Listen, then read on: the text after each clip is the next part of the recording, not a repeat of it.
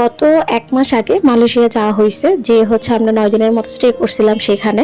But আমি ব্লগগুলো share করতে চাইছিলাম, কিন্তু আমাদের বাসায় অনেক বড় একটা মহামারী গেল জ্বরের, ভাইরাস জ্বরের।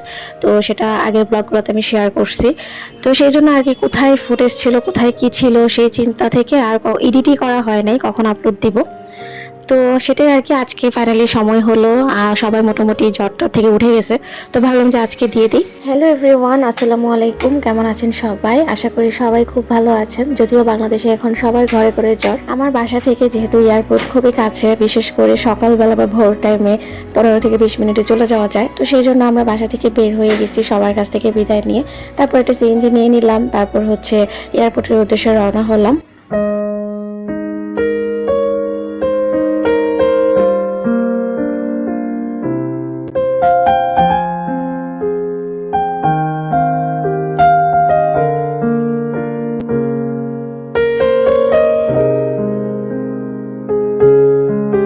পুরো রাস্তাতে তো কোনো জ্যাম ছিল না, আমরা 15 মিনিটে চলে আসছিলাম আলহামদুলিল্লাহ। বাট এয়ারপোর্টের মধ্যে যে এত জ্যাম পড়ছে, এখানে আমাদের 15 মিনিট লাগছে। তো সব মিলিয়ে আমাদের 30 মিনিট লাগছে এয়ারপোর্টে নামতে।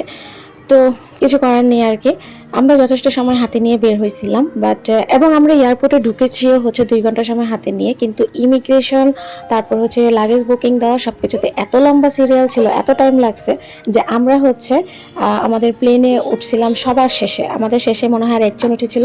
তো আমরা হচ্ছে ইউএস বাংলা এয়ারলাইন্স দিয়ে যাচ্ছিলাম আর কি মালয়েশিয়াতে। তো তারপর হচ্ছে এই তো বসলাম সিটে, আর এখানে হচ্ছে আমরা দেখে নিচ্ছিলাম কিভাবে কি করতে হবে আর কি। তো এগুলো আমাদেরকে দিয়ে গেছে, প্লাস আমরা দেখতেছিলাম আর কি। তো এখানে হচ্ছে সাজিদ সুন্দর করে প্রথমে বসছে, সে খুব সুন্দর করে বসে আছে। কিন্তু যখন হচ্ছে আমাদের প্লেনটা হচ্ছে চলছিল, ফ্লাই করার জন্য একদম রেডি, তখন হচ্ছে সে সিটে বসবে না, সে বসে বসে দেখবে, তার কাছে খুবই মজা লাগতেছে। এবং হচ্ছে সে সিট বেল্ট বাঁধবে না।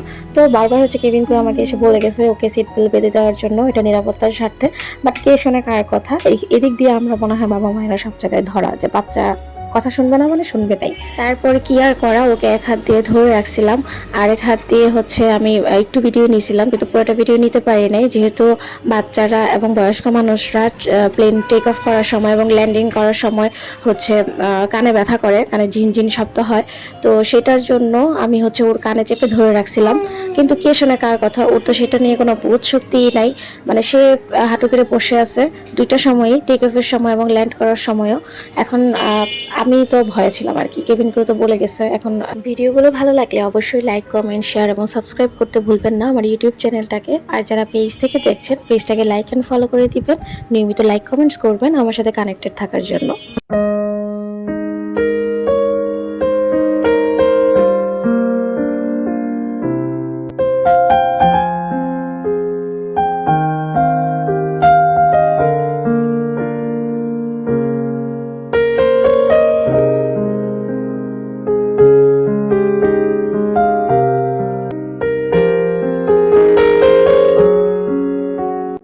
তারপর এখানে বেবির জন্য খাবার দিয়ে গেছে আমাদের আগেই।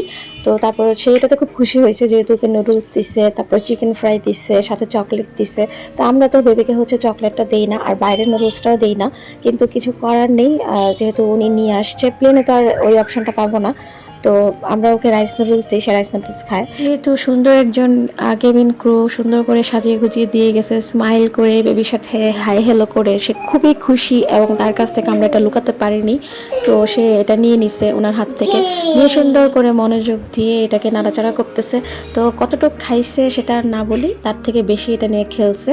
1 ঘন্টার মতো বসে বসে খেলছে। তো 1 ঘন্টা আমরা খুবই নিশ্চিন্তে ছিলাম।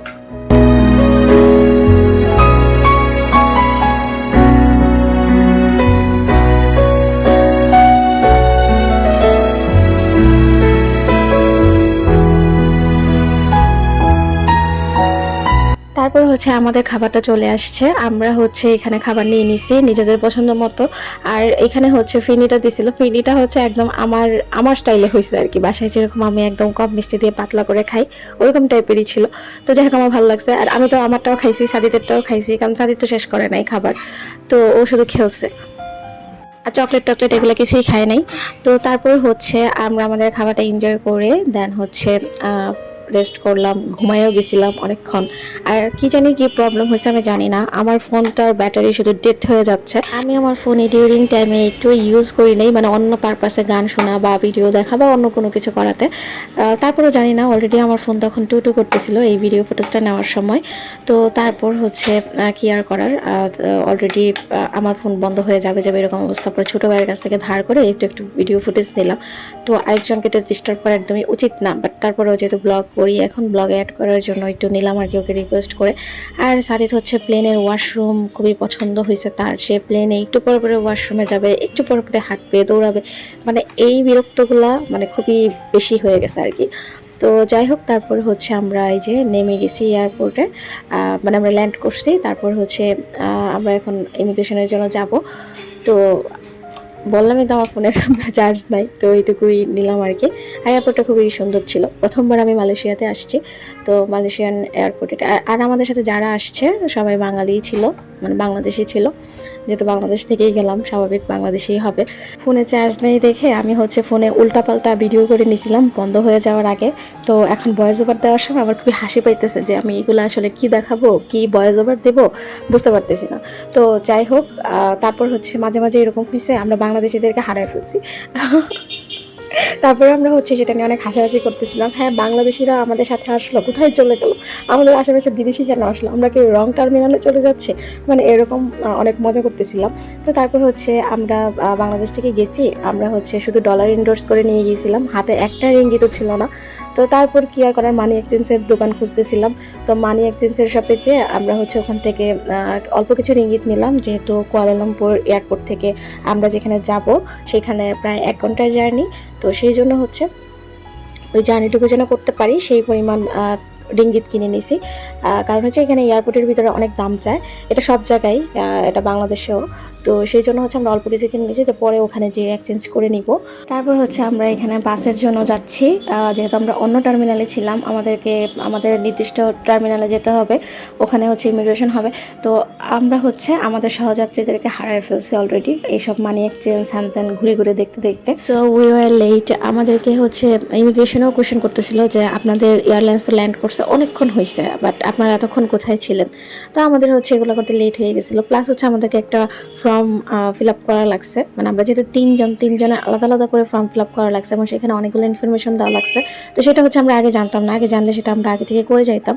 তো ওইখানে যাওয়ার পরে সেটা মানে মনে হয়েছে আর কি, আগে আমরা ভুলে গেছিলাম ওইটা করতে, তো সেটা করতেও অনেকটুকু লেট হয়েছে।